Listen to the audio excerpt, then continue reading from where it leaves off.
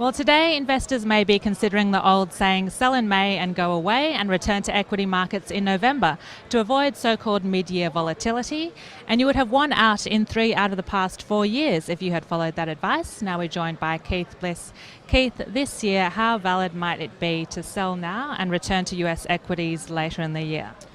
Well, I think, it's probably not going to happen this year for a couple of reasons. The first being is I think we're going to have some volatility in the summer, but it's not going to be the downdraft that you've cited in 3 of the last 4 years. There's going to be volatility up and volatility down, and that's going to make it a tough market. It's a stock picker's market. We're back to a stock picker's market this year because we're basing our valuations and our trading styles on fundamentals rather than knowing that the Fed was always going to be there to backstop anything that we did inside of the market. So that's the first reason that I think that people will stay in the market more than they're accustomed to over the summer. The second reason is I don't see anything at this point on the horizon. Again, I don't have a crystal ball, but there's nothing on the horizon compelling that's going to tell me that the market's going to come in substantially during that time period. Now, we are a third of the way through the year as of today, and if people are still expecting a 10% correction, we've now got a very short window for it to happen. So I certainly could be wrong in that. But again,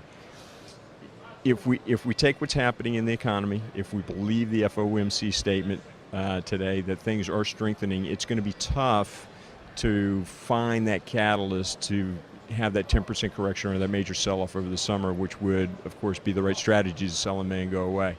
I think that most people are thinking the way I am, so they're going to stay in the market. They're going to trade around it to try and earn a little bit of alpha on the side of their portfolios because we're not going to get the market aggregate run up like we did last year. So I think they'll be around. I hope they're going to be around. Okay. Now, on the flip side, do you see many upside risks, any strong upside risks if investors do sell now? Well, right now, again, looking at it on a very short-term basis, and I think this will lay over the summer, is the path of least resistance in this market is up. There's still very much bullish stances despite sell-offs that we experienced in the beginning of March. We never violated any of the major technical indicators on the support levels down on the S&P 500.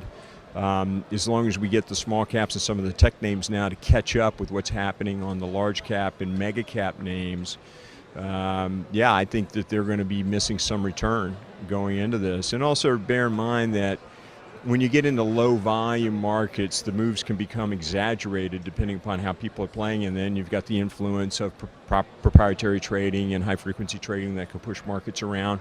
If the larger institutional players are not in there, they may be surprised when they come back from vacation at the end of August and all of a sudden the market's up another 2 or 3% or 4% or what have you. So yeah, I think not being in the market over the summer is probably not the right strategy this year.